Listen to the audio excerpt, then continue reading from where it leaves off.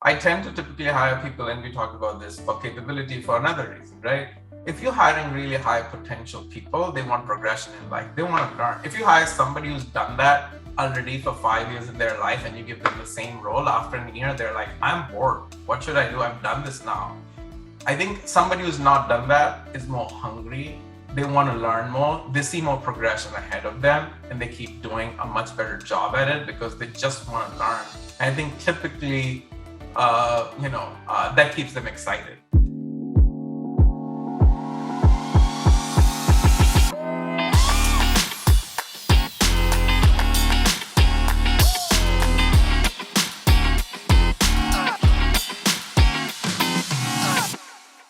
Welcome, everybody, to M&A Science, where leading M&A practitioners share lessons learned from their experience. If you're interested in keeping up with the latest from M&A Science, visit mascience.com and subscribe to our free newsletter. Every Monday, we share highlights from our interviews and invitations to events as we build the greatest community of forward-thinking M&A practitioners. Again, that's mascience.com. I'm your host, Kison Patel, CEO and founder of M&A Science.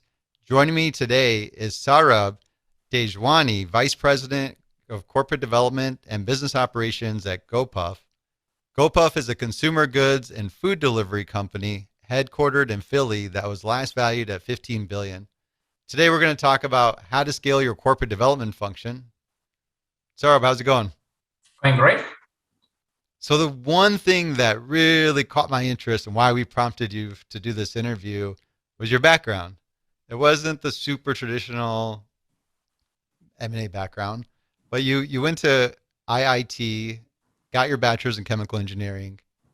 That wasn't enough. You got your master's in chemical engineering at MIT, and then followed that up with a PhD in chemical engineering at MIT. And today you're running corporate development at GoPuff. So I thought that was unique, and I'd love to just kick things off with a little more about your background. Yeah, absolutely. Yeah, I mean, somehow, like, it's not like I was in grade 3 and I thought I would be a corp dev professional, right? That's not how it works.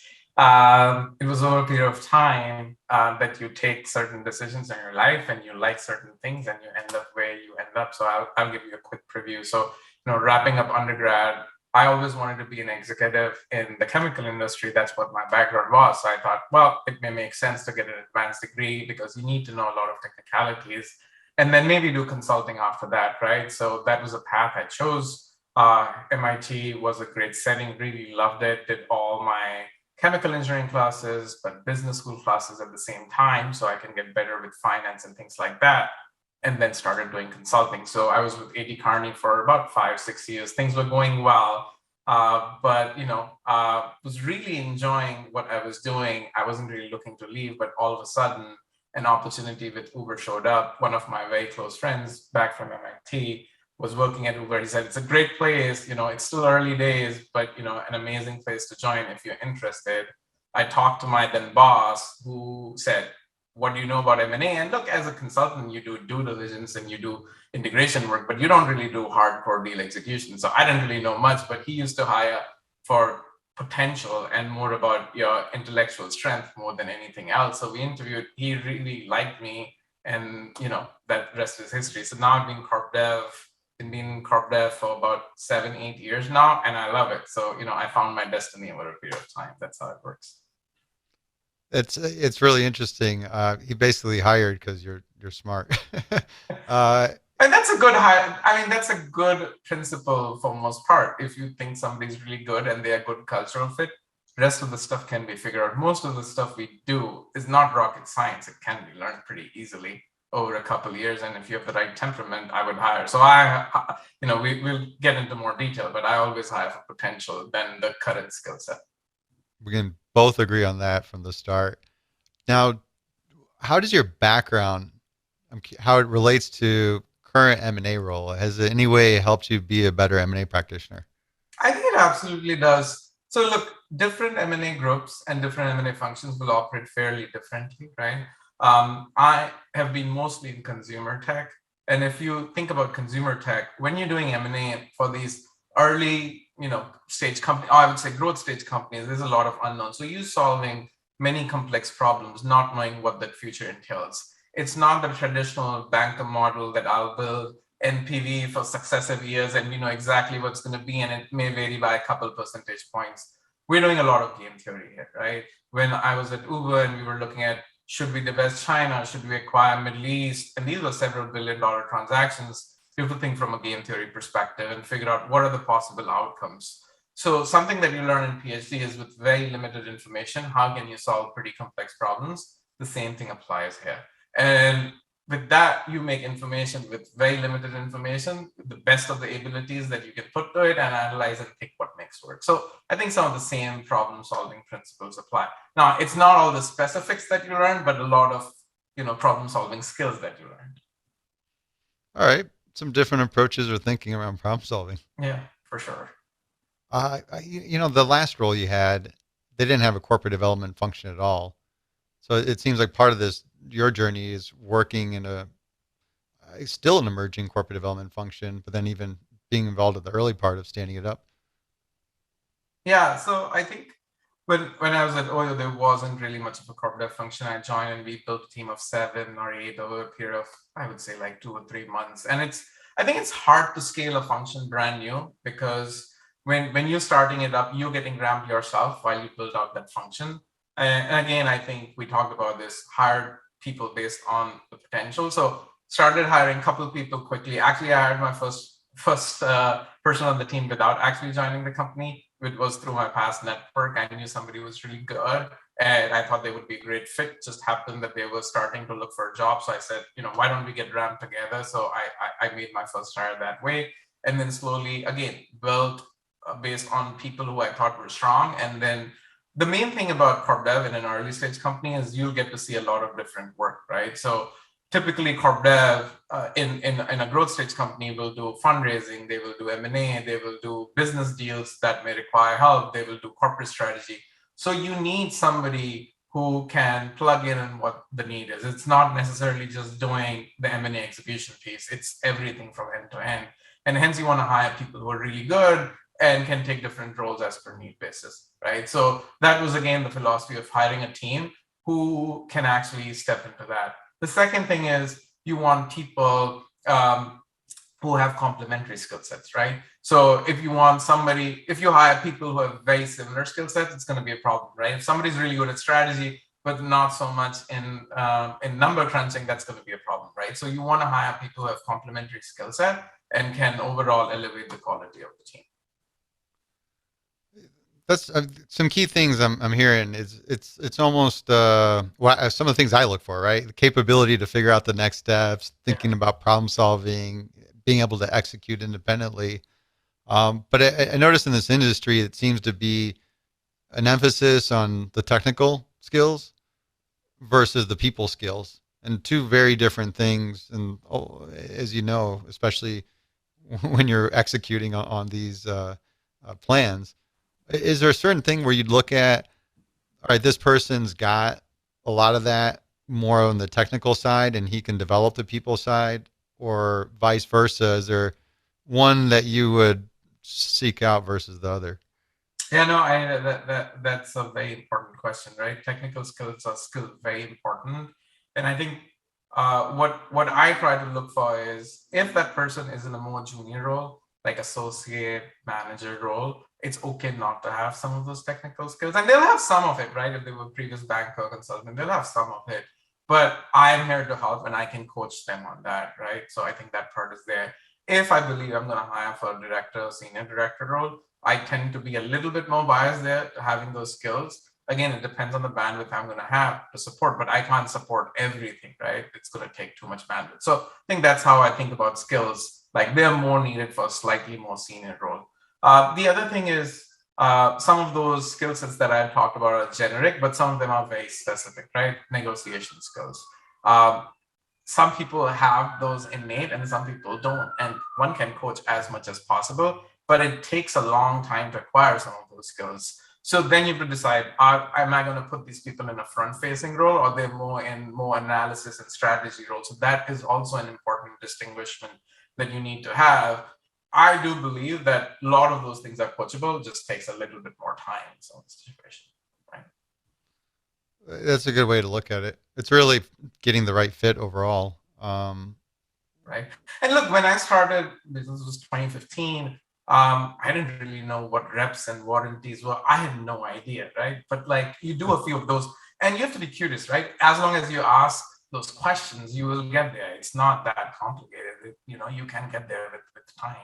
And I think you need a good manager who can help you with a lot of that. So when we look at building a function, you went right to hiring. Does that sound right? Like here's step one, really start thinking through the hiring. I'm sure there's part of like strategy ahead of time, but in terms of building the function, you got to build a team. Yeah. Who are those first hires that you're thinking of making? Yeah, typically in my past roles, I would have said that I wait before I hire. I really need to understand the needs. But sometimes, you need those one or two to get started. So those one or two to get started, I think I went to somebody, again, that may or may not be the right approach, was somebody I had worked with in the couple past lives, and they were very strong. And when they were strong, I remember there was a project I worked with this individual back at Dow Chemicals, and we were looking at like a growth strategy project for them. And this individual, like, was a couple years or 3 years out of school, had no idea about chemical engineering whatsoever. And these were pretty complex topics. And I knew they could get ramped so quickly on such a complex topic pretty quickly. I knew that if Hmm. I pulled them in, and since then, he went and did like business school, MBA at HBS, had more pedigree, had worked at a couple of the startups that I thought that they would have a pretty strong skill set to come and work at, at Oyo. So I made that hiring decision well upfront. Was like, it was a no-brainer in my mind. And, he thrived in that environment. Even not doing Corp Dev before, he was really top performer, right? So I think one or two of those typically you worked with before you take that leap of faith. Now, that does create a bias, right? And I want to be sure that like I don't hire only people I work with, because then you tend to hire people with very similar backgrounds. So other than that one person, everybody I hired after that was not somebody I knew directly. They were from fairly different backgrounds. One was private equity, one was more like operations consulting, one was banking, right? So they were pretty different skill sets after that. But yeah, the first one or two hires, you often tend to hire who you are comfortable with and don't want to take that risk. Yeah, that the risk part's interesting. You're selling me on this. I want to hire engineers for everything. It sounds like it's a profile to consider where you have somebody with this engineering background. They learn a lot of those soft skills and those things, but there's just unique capabilities that bring to the table. I was going to ask you about how your hiring maps to the strategy, but you're answering it already with the way you're describing that. Yeah, so I think so. The first one is from a strategy perspective, like, are we going to? So when I was at Oyo, we were doing two kinds of deals. One was standard M&A, right, and the second was a roll-up play we were doing in a vacation rental home business. That was primarily in Europe, but we were trying to scale that in the US as well. And so those were two very different skill sets, right? So one is pure M&A, so it requires a lot of intellectual horsepower, a lot of thinking through pros and cons we talked about, right? The other one was a roll-up play, which was more like a sales, somewhere between sales and M&A, right? You're acquiring small assets from a couple $100,000 to like 10 to 15 million in size, right? So that's more like a private equity. Got to make a lot of cold calls, get like the potential companies you could roll up, do quick diligence, get to an answer, and keep doing that, right? So that's a skill set. You need somebody who's willing to pick up the phone, call people, and actually then go ahead with the transaction. It's a fairly different skill set. And you hire like a top profile M&A guy, they may not actually like that job. So you got to really think about what you're trying for and what's the right skill set. Cool. I like that. It's defining the skill set against that strategy and then hiring Right. for that. Right. And the other thing is, I tend to typically hire people, and we talked about this, for capability for another reason, right? If you're hiring really high potential people, they want progression in life. They want to learn. If you hire somebody who's done that already for 5 years in their life and you give them the same role after a year, they're like, I'm bored. What should I do? I've done this now.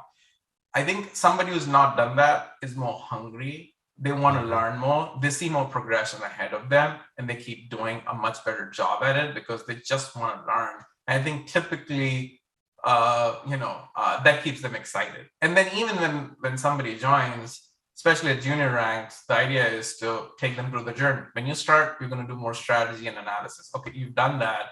Now, can you actually take that and present that to internal leadership can you actually then present that to the CEO? Okay, now you've done that. Let me put you into a call with the other side on negotiations. I'm going to start in a safe environment. You should just sit and listen to then, okay, now you've sat and listened. Now is the time for you to actually learn a little bit more. And the only way to do that is to do it. So why don't you negotiate with me a small agreement, like a TSA, which is not going to be as critical as compared to like the main doc. So like, why don't we do that together?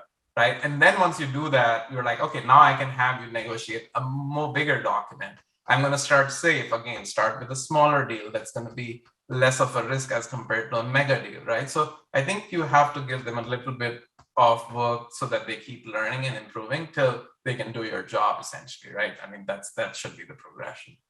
It's truly hiring on capability. How do you find for sure that hunger is really there? That's a tough one, right? Like, how do you know for sure? Because when you typically interview, you're getting like a few hours of exposure with that person. So hiring is very important. But again, how do you do a good job? So first thing is you need to screen the right set of people and you need to screen more people. So for example, at GoPuff, when I started, I had to build the team. I was like, I needed to hire like a couple of directors, one on integration side, one on the deal side, and it's tough for the recruiters to figure out what you're exactly looking for, especially when you have just started and they don't have that relationship with you. So we posted on LinkedIn, and I think over a period of like 2 months, we got like, I don't know, 500 resumes. Probably like half of them are probably completely not a right fit, right, for the business because people just apply.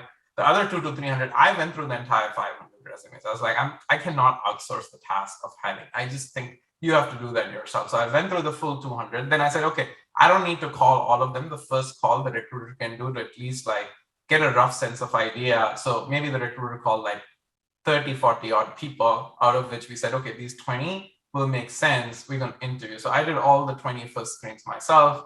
Said I cannot again like outsource that. So I think that it starts from that perspective.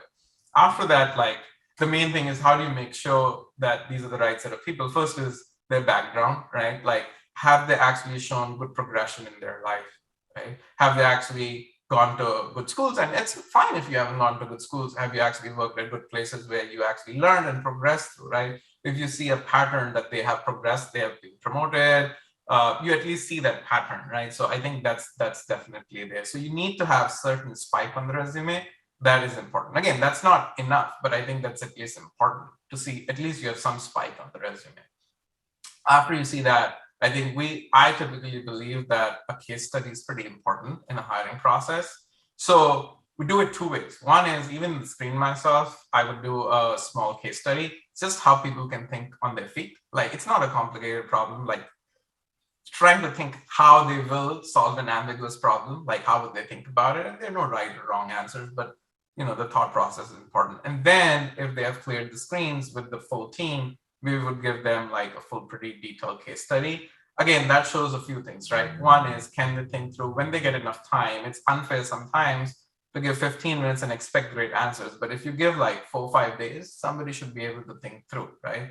Then have they done enough homework, right? If they have hunger, they would have done homework. They would have done some research.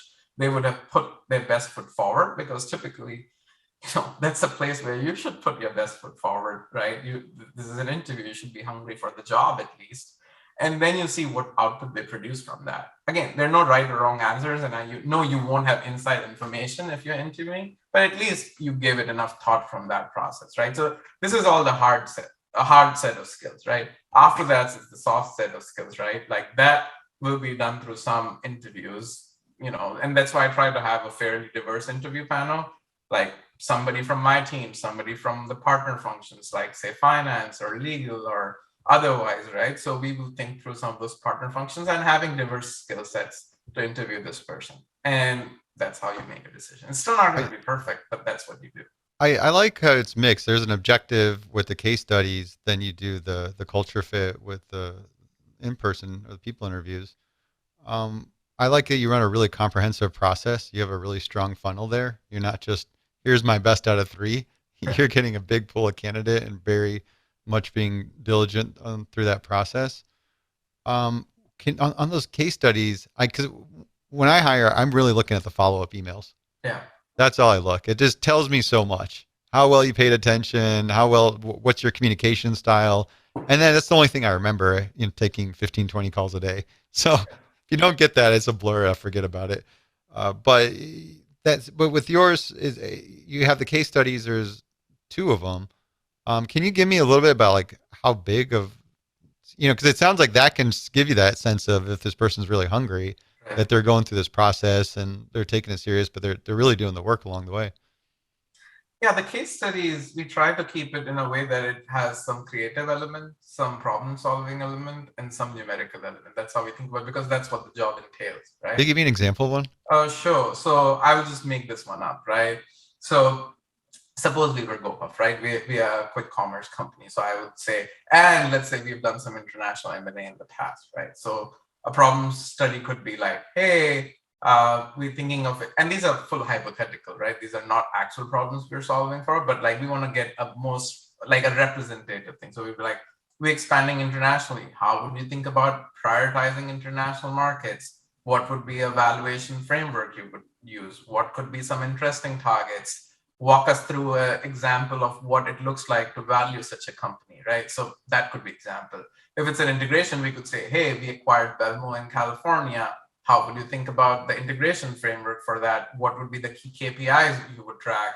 Things like that. So you would take a real world problem and give it, but again, Yep. like not going into minutia, but at least from a strategy perspective, you look for like 5 to 8 slides somebody can produce in terms of the output, and then you have a discussion on that, right? And then you push on some of the details, like how would you think about this? So I think that live discussion after somebody has thought through such a problem is super interesting, and you get like a wide variety of outputs from that, right? So it's interesting how people think about I like that a lot. That it. where you have them answer to something very relatable to what they're actually going to do, Yeah, and not overcommitment. It's yeah. I mean, it's a good fare for the consideration. yeah, This is a job that you're really pursuing and showing that seriousness. yeah. You probably weed a lot of people out right there too, because you, like you said, you also get the varying response where you could tell, like, all right, this person did a 20-minute brain dump and call it a day. Yeah.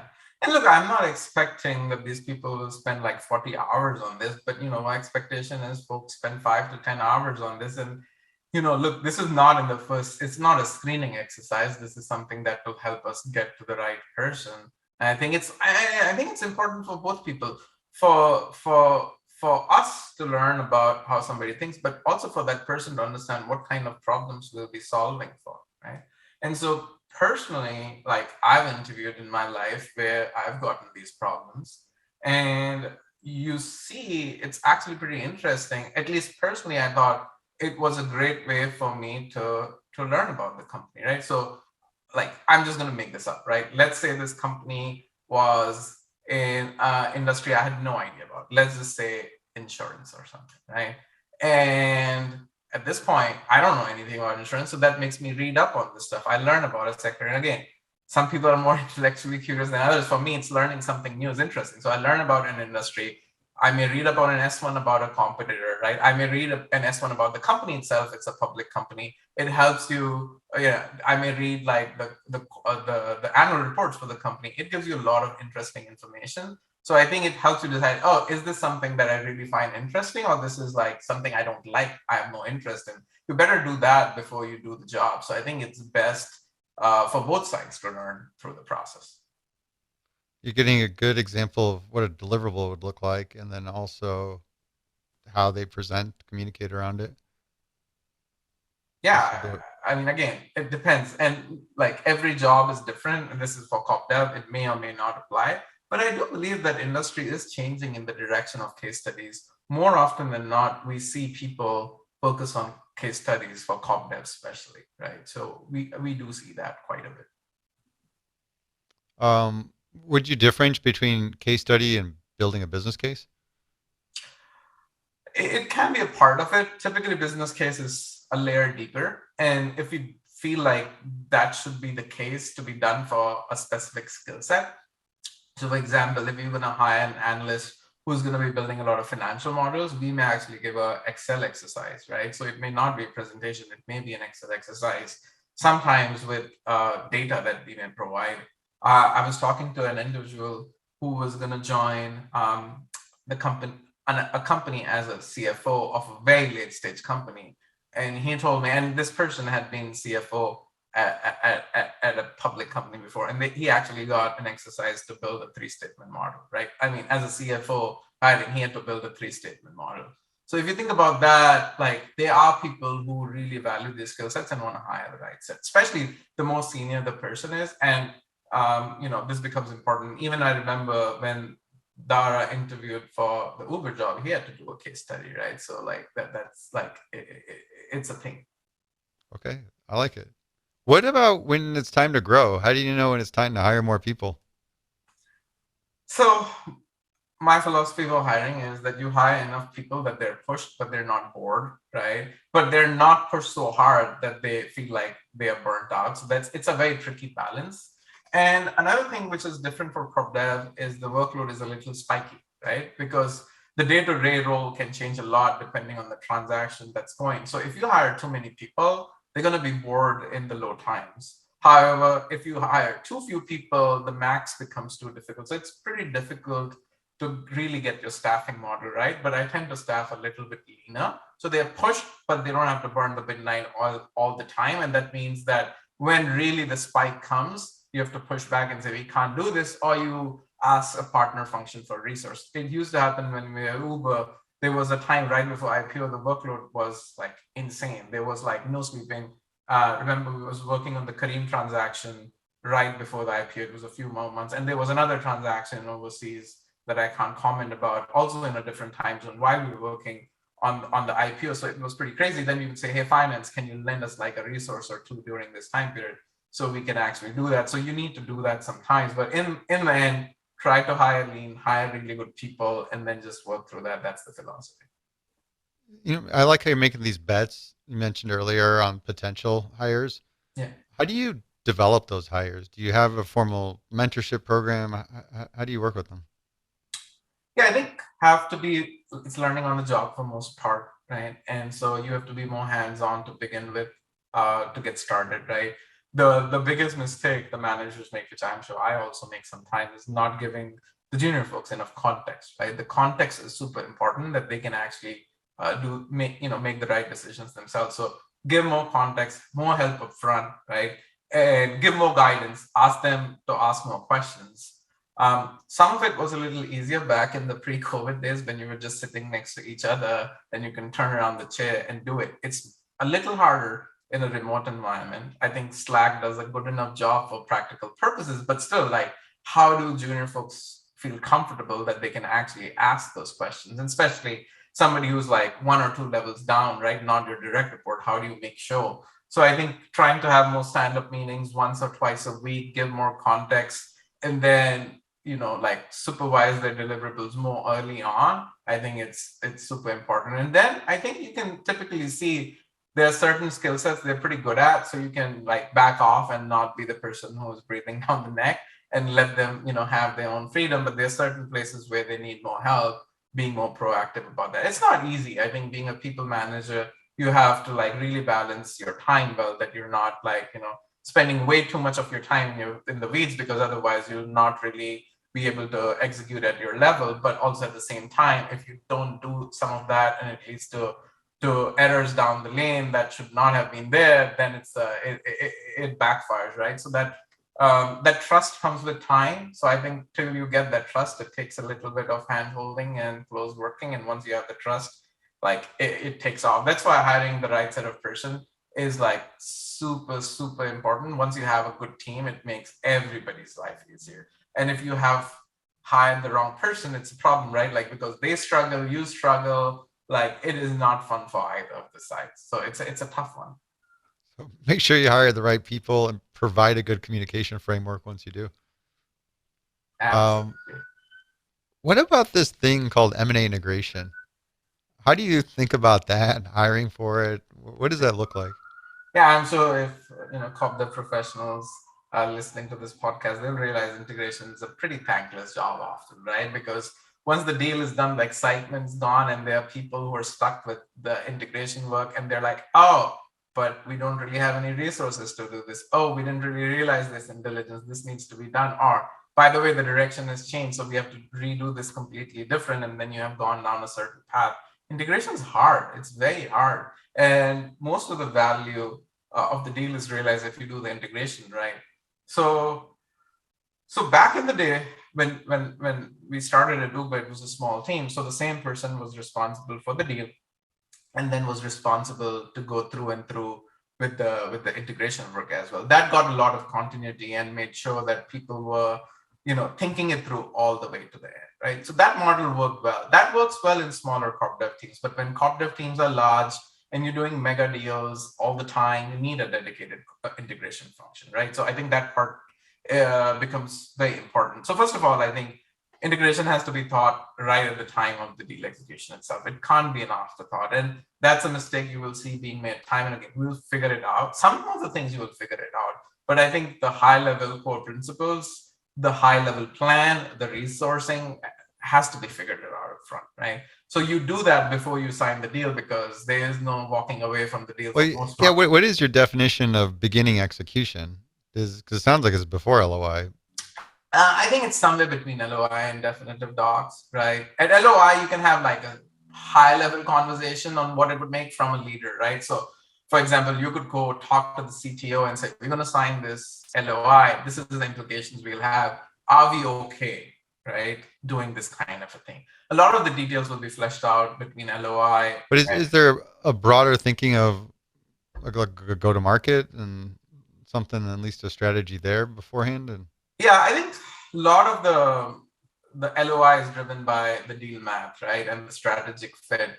Some of it is driven by integration. I mean, some of the deals will be very complex, so you have to figure it out from an integration perspective. But what we used to do is we would have at least one dedicated point of contact for Corp Dev for each of the functions. So we would preview it with the dedicated contact, which could be a senior leader or like maybe their chief of staff, or it could be like their strategy person, and we would at least make sure there's no big red flag. If there's a big red flag, you pause at the LOI stage itself, right? But you don't really figure out the resourcing plans. You know this can be figured out, but at least it's in the realm of something that can be figured out. After you sign LOI, you're like, okay, you bring these partner functions in anyways to do the diligence work, and you're gonna negotiate the docs. You have to figure out the agreement. So you need their help anyways. And at that point, you start building it out.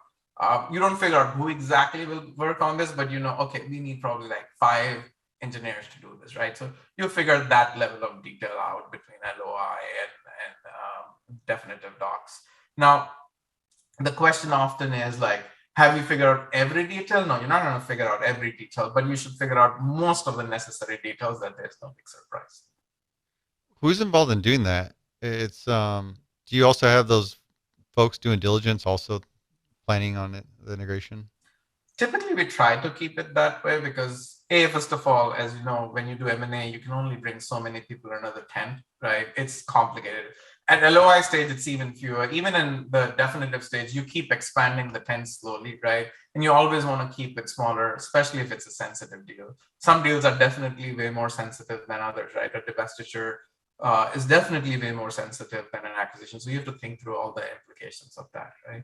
Then you have to bring the right set of people, right? Which is important. And typically you want continuity. If you have somebody from that function who does one deal and then you have somebody completely different, they don't have the learnings, they don't really have the experience to have done that. So we try to have single points of contact. It may not work every time, it may be different, but you want to have that continuity from that perspective.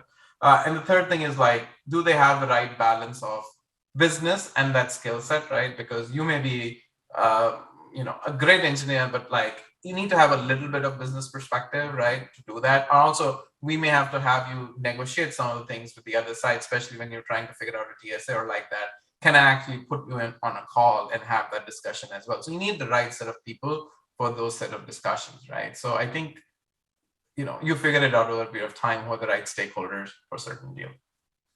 But is there a point that you would say we need to have a dedicated IMO?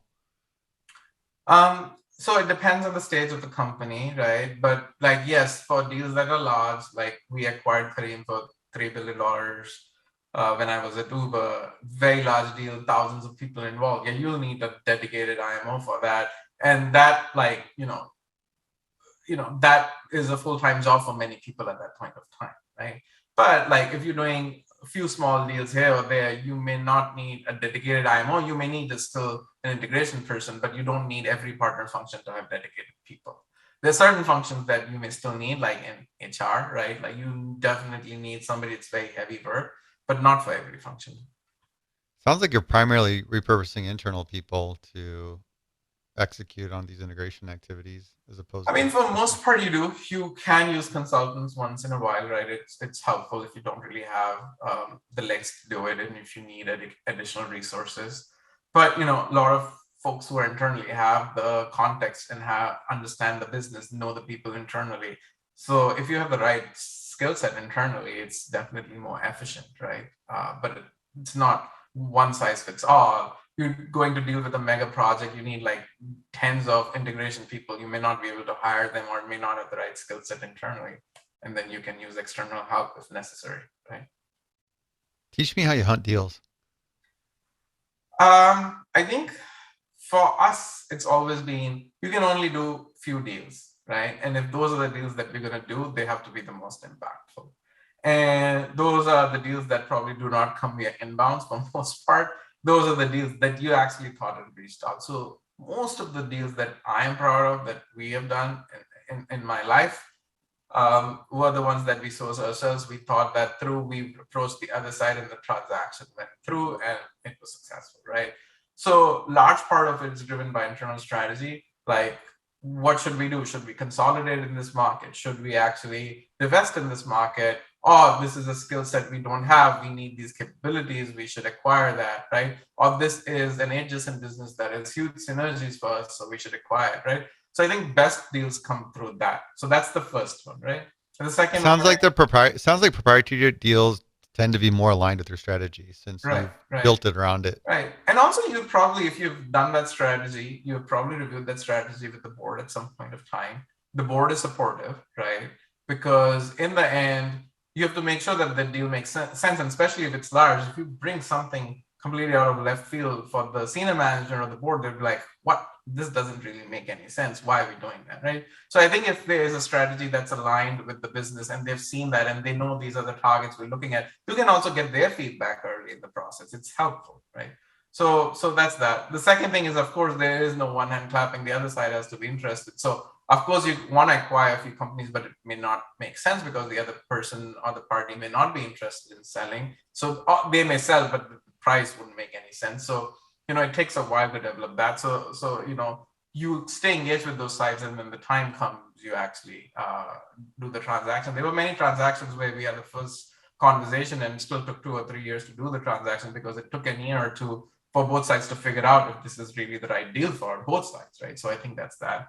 The second one is, of course, there will be assets that will come into play, right? And often they will not be well advertised. So you need to have a network either through other Corp Dev professionals or through bankers or consultants or private equity professionals. So that is helpful because there will be certain transactions we do because opportunistically something came in the market. Again, it happens like 99% of those deals won't make any sense, but those 1% do. You get a lot of inflow. So I think it's that.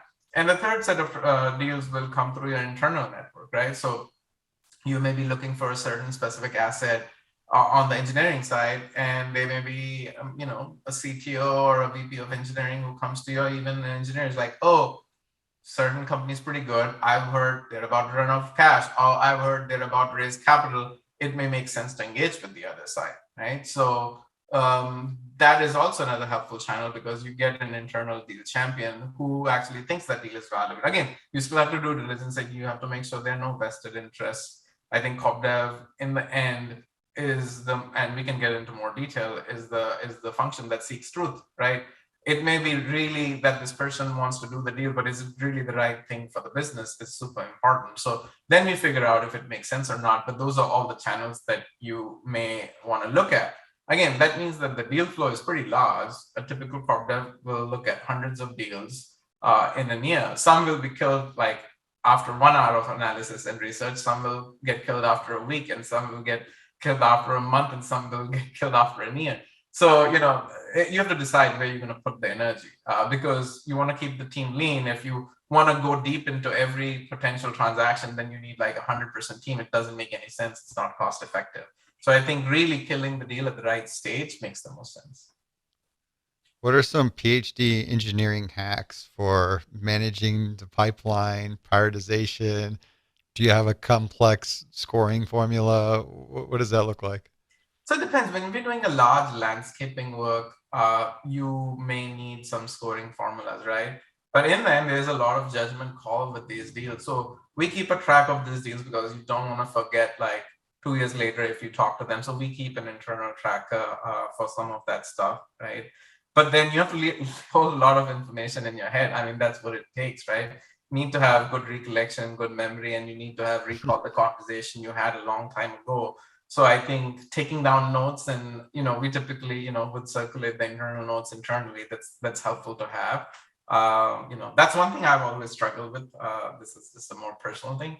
Like I don't think there's still a very good tool to take electronic notes. Like none of the solutions still are perfect. I would love to be able to scan every note I've taken in my life and being able to go through that. That would help my life a little bit. But yeah. I'll confess, I'm a little old school here. I used to take electronics notes, but these days I am back to pen and paper. I just feel just much more comfortable with that. And that's okay. I'm big on pen and paper. Right now I'm on an iPad. Yeah. So I'm trying it, which is nice because I work with an EA, so she gets to see the version too and follow along. Yeah. Fair enough. But you had an interesting point about a lot of it's still in your head at the end of the day. Yeah. Like things that are important, really interesting, tend to bubble to the top. Yeah.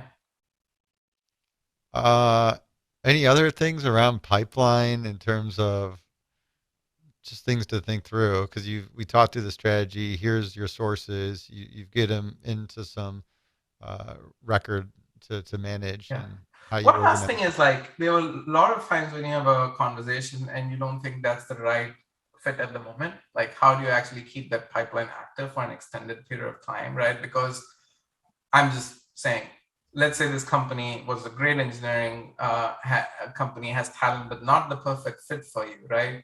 But let's just say they're gonna do, a down round, or they're gonna go out of business and they need to find a home. You need to build that relationship that you're their first call. So how do you actually cultivate those relationships? Or this company was a great company from like a business perspective, and you want to acquire them, but they didn't have enough proof points at that point of time. You're like, this is a great adjacent business, I want to acquire, but I want to see more proof points before I actually do that because I don't really have the bandwidth and resources at my company to incubate you. If I acquired you, it's better you stay independent. But like, look, they were going to do a large round. Like they may reach out to you before that. It may make more sense, right? So how do you actually keep that relationship alive is pretty important, right? People will use different best practices. For me, it's always like just around the time of holidays, like should I reach out to the folks, wish them holidays, investors, past colleagues, companies, VCs. It's a great way to stay active. So forcing that touch point sometimes is helpful. And then like it's not an easy job because there is no immediate outcome you're gonna get out of it. But I think that's where a lot of people, including myself, struggle. I struggle with this, staying in touch. I'm thinking of a deal now where I lost a really good opportunity. And it's one of those things, haven't talked to the Yeah. person in just over a year, Yeah. transacted, and it was like, that would have been great for us to work with. How do there's the touch base in the holidays, which we do. We take care of our clients really well, by the way. We send them a bunch of nice whiskey. But I, like beyond that, because there's got to be more to it to Yeah.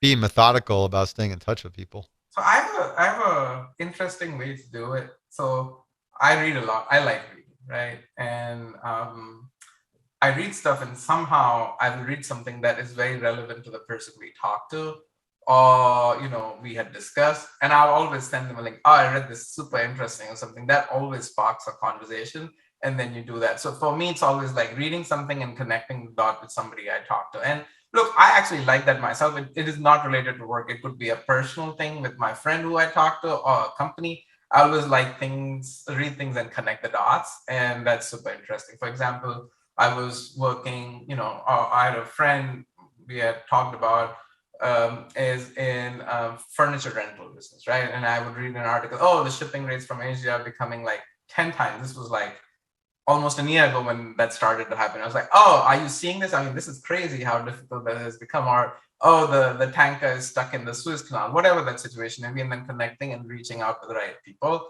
I think that always sparks a conversation. And people appreciate that when you read that, you thought about them, right? I think people Yeah. care about the personalization piece. Holidays sometimes feels a little generic, right? Like, oh, everybody's sending me holiday message and then it gets lost in the noise, which you still have to do. I think it's like for some of the people, it's a good touch point to do it. But I think the personalized checkpoint with people is super helpful. Cool. I like that. Anything else? We've been trying to do events. Like now I'm doing little local events and Yeah, I think especially in the post-COVID world when people are starting to meet again, those events are helpful. Like you go to an event, people are like, "Oh, this is my first event in like 3 years or something." I think it's always good to do some of the stuff in person. I like that. But managing remote teams is hard, and we try to do that even internally, like try to an offsite to meet people. It's hard, right? So, but I think in-person interactions always like I think it adds another dimension to it. I like the news though. That's convenient. It's quick, it's easy, get top of mind. Hey, we should catch up. Want to grab a conversation. Like to hear how things are going. What about new people? People you haven't talked to, and a lot. I like a lot of your pipelines proprietary, but just getting in the door when you're getting attention of a CEO, is it automatic? This makes sense. Corp Dev, GoPuff. I'm Yeah. gonna get a big check. I'll take this call. Yeah. Or do you have to be a little more creative than that? Think it depends on the situation. I think was at Uber. I have to confess, I was lucky when you were working for Uber at Corp Dev. Like it was a position of privilege, so I should not like ignore that. I'm sure that applies to many other companies. If you work at a Corp Dev and an Amazon, Google, and there are plenty of good companies, there's privilege. You reach out to people, people will respond. I think when you work for a smaller company, people may not have heard about you. It's more difficult, and I've been in that position as well. I've worked with smaller companies where it's harder to do that, right? So I think cold reaching out to people is very difficult. I think you will not really get the response. You always need to find somebody who will help you make that connection. And I think that's what I typically do. Like I know people who know people. I think that's typically the Yep. best way. I will reach out to a head of corp dev or a CFO or a CEO of a certain company. I will go to their LinkedIn profile, see if we have some connections in common, right? And then you typically use that connection to help set up an introduction, and then have the conversation, right? Sometimes you will not have anybody in common. That will happen as well. But like, oh, this is a fund, but let me look at other people who work at this fund. I need to talk to the CFO, but let me see if like the CTO has any friends with me. You will look at the company and try to see common connections. Again, then you have to use the connections that you trust in between. Like it has to be somebody who you feel comfortable that they'll be okay reaching out on your behalf. And that's why, again, keeping those connections warm over a period of time helps. If you reach out to somebody 10 years later and say, hey, I need an intro, that's probably not really a good idea. You should have kept the connection warm, right? So I think that's what it takes a lot of like energy to do that, but I don't mind it. So, it's something I do. So keep the relationship warm. Then when you do need the introduction, it's easier with the warm relationship. What does that look like? Just is it a quick note? Hey, I'm trying to get in touch with so and so. Can you send him this? And you write a couple sentence, or you go I into the try other to extreme. avoid that for most part. I'm like, haven't talked to you for a while, and I also need a favor. Can I chat? Sometimes I may not need a favor. I may not need to be upfront about it, but often I'll be like, can we chat? Like, let's catch up, and then catch up with that person, which gives you a touch point, and then say, hey, by the way, I also need to connect with this person. Can you help? And I would be direct. I'm like, first of all, do you know this person well? Because it's possible you're connected on LinkedIn, but a gazillion people are connected on LinkedIn. Is this person A, you know well? B, is this person you feel comfortable connecting? Because I don't want to put them in a spot that they have to say yes. But the next time I call them, they're like, I don't want to talk to him because he may ask for a favor. Because I'm like, if you don't feel comfortable, that's okay because it's not going to be helpful anyways. So then I can find another contact in that situation, right? But I think picking up a call, the phone, and talking to them in this situation is super important. Like it. Really push to get a good warm intro. Yeah. You don't do a lot of cold calls, do you? Yeah, I mean, once in a while I may have done it, but I think most people don't like cold calls, right? Like it's tough. It depends. Sometimes you can reach out to somebody. Look, you're looking for certain expertise. It's somebody who is in your network because you went to the same school, or you went to the same, you worked at the same place, you may not know them, and you can reach out, hey, I'm looking for this, but it's like typically not super effective, but you'll still get a response. But if you just reach out to somebody you have like no connection with, likely it's not going to go very far. Okay, fair enough. When you And get to I that think point, that's my other thing is like one of the most important things I'm sure for the different corp dev professionals is like, what do they do next in their life? Some people like to do corp dev for the rest of their lives, and some people don't, and I think that's fine. I think corp dev, it's one great thing about that profession is like you build a great network internally because you work with every possible function, externally because you work with a lot of different companies and you work with a lot of different investors and you work with banks. So I think it's a great job to build a network that you can harvest for the rest of your life. I would say most of the jobs that people will find after their first job is often through networks. So I think having a network, I think we've talked about it a lot, is super helpful, either ways to source deals, even for your own career progression that happens down the chain, or to like do something like that, what we're doing now, right? Like I think networks always help get connected. big time. What's the biggest challenge when building, scaling a function?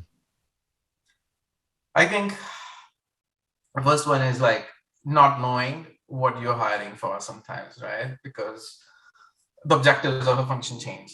So I think the first one is you need to know what you're hiring for, what do you really want to attain. The second is that you hired the wrong skill set. Like, what are you gonna do now, right? Like, you've hired the wrong person. What do you do with that? And that's a tough one, right? And again, people will take different approaches. I feel like you should do an intense job at coaching if you feel like you have not really hired the person. Give them a chance, and then like if still hasn't worked out, you figure out like if you can help them find another role within the same group, outside of the group, but just putting people in the same group like where it's not working out is not really a great outcome. It creates strain for the function, right? The third one is like, how do you make sure that the function's interacting well with the other groups, right? Corp dev fails if it's not working well with the other groups, whether it's finance, legal, product, and HR, right? So you need to have a team that understands everything that's going across the company, right? And it like that, like you have to build and scale your own function, but you have to be very well integrated with other people at the same time, right? And I think the last one that comes to my mind is from overall efficiency perspective, right? How do you make sure that you're working on the right set of problems all the time, right? Which we talked about staffing. And if you scale the function inappropriately, too much or too little, you will get the balance wrong, right? So I think that's the last piece. That sounds like a good outline for a whole nother interview. We mentioned earlier, Corp Dev's role is to seek the truth. What does that mean? Yeah, I mean, if you think about a deal, right? Um, First of all, you're making decisions based on incomplete information, right? So there will be biases that will come in, right? A person who may have seen a certain aspect of the deal, but not the other aspects, may say, I want to do this deal, or may not want to do a deal because they're biased by that, right? And that is a bias based on their past experiences. There's a bias based on their function, right? And it could be a CEO's bias as well sometimes, right? Because they may see that, and sometimes they may be correct and you may be wrong, right? Because that person or individual has more experience or expertise than you on a certain topic, right? So I think Corp Dev's role is to bring that to light, right? And have a very detailed, thorough analysis, which means have I looked at every aspect, right? Did I think about this deal from a financial perspective, strategic perspective, integration? Because an executive may say this is a great deal, but you realize the integration of this thing is impossible, right? So you have to bring that to light and have a good discussion. Often what happens is because of the bias, especially if a senior exec has a bias, then you can't have a good discussion. And often Corp Dev wants to like bring that discussion to the middle so you can have both sides of the arguments and discuss that so that you can get to the right answer. That's a very important role. And that means sometimes taking an opposite position as a stakeholder. And again, the other person also has to realize you're doing that to have a good dialogue. It's a healthy discussion to have. And I think Corp Dev brings that to light. And there are other functions that will do that as well, like finance may do that as well. But I think Corp Dev's sole responsibility is to make sure we got to the right deal in the end. And again, everybody will make mistakes. There have been bad deals made by many companies in the past, right? But at least we had a very informed discussion and knew what we were getting into before we do that. Because M&A, unlike some of the other things, is a one-way street. There's no coming back from that, right? If you, for example, you want to launch a business, you can do a pilot. M&A, there's no pilot. It's either all the way in or not, right? So I think it's just you just have to be fully informed what you're getting into. Biases are the root cause of bad decisions, and we tend to be blind to those biases. So a lot of this is bringing that truth to the table, which may require some debates. Is there any framework or approach that you have, ground rules when it comes to debates to maintain it in a professional way that's healthy? That's interesting. So, when we looked at back in the day when we used to do consulting, and I'm sure you know that as well, we always said start with the answer first and then give the reasons why to do it, right? Which works fine in a lot of places. But sometimes I would go in a meeting and say, please do not say the answer up front. And let's just go through the facts so we can get to the right answer in an unbiased, right? So you have to remove the bias. That's just an example of how you remove the bias, right? So an example of bias is don't tell the answer up front, right? That's one. The second one is we always want to have discussion on what are the pros and cons. Even if it's a no-brainer, always have a discussion on a slide on like, what are the pros and cons, right? That's that. The third one we always tend to have a slide is what are the things that can go wrong in this transaction before we do that, right? Like, let's be clear and upfront about it and like, what are we going to do about it, right? That's that. Also plotting like, what's the worst case scenario, right? In the situation, if it does that, but what's the, like often people focus on like the base case scenario. And when we don't really know what the outcome is, I think having both the worst case and best case scenario are equally important. So we need to understand what that range looks like in terms of the outcome. So I think those are some of the ways. And in the end, again, having the right set of audience to have that discussion is important. If like you're going to have just the discussion with the CEO, it's going to be probably a little narrow. So we want to make sure that the right functions are on the table to be able to have that discussion. Okay. And I think the last one is the culture, right? That's super important. Can I actually have that discussion? So I will be upfront with my team and other people like, look, we're going to have this discussion. It's a tough discussion, but we're going to have it because our only objective is to get to the right answer. Set that context up front. I may be trying to be difficult in this conversation, but my intentions are to get to the right answer. And if we get to the right answer, like that's going to be better for everybody, right? So setting that context is super, super, super important. I like that, building it into that culture, and you really drive it in. You get emphasis on the cons, emphasis on the risk, emphasis on the worst case scenario. So those are really good conscious approaches to knock off the biases. Saurabh, I got to ask you, what's the craziest thing you've seen in M&A? I mean, I can't really go into detail because I've seen way too much crazy stuff. But I think the craziest stuff I actually saw was I should stay away from specifics here. Yeah, no names and dates, but you can tell everything else. Yeah, one of the craziest things we saw in M&A was one time we were working on a transaction at a company I'm not going to name. Like we were burning a lot of cash at that company, right? And we had to do a transaction like ASAP to get that thing done. So we went from the first conversation to a signed term sheet to a definite doc, signed and closed in a matter of like 7 or 8 weeks, which was so crazy given the amount of you do, and you do it with like 6 people or 5 people another 10 because it's like super confidential. But every day, every month matters. It was one of the most craziest deal experiences. This was way early in my M&A experience, but I had the most fun doing that. So, really proud of what we did, but also it was like no sleeping for like 8 weeks straight, like working 100 hours a week, every week for like an extended period of time. That is pretty crazy. Saurabh, thanks so much for taking the time to hang out with me. I learned a lot. This has been a great conversation. I hope I can get you back to talk about how game theory applies to M&A, because we didn't even get a touch on that, which I feel like would be an interesting conversation of its own. Absolutely. We can do that. Great. Thanks for having me. Hey, thanks. And here's to the deal. Bye. Bye-bye.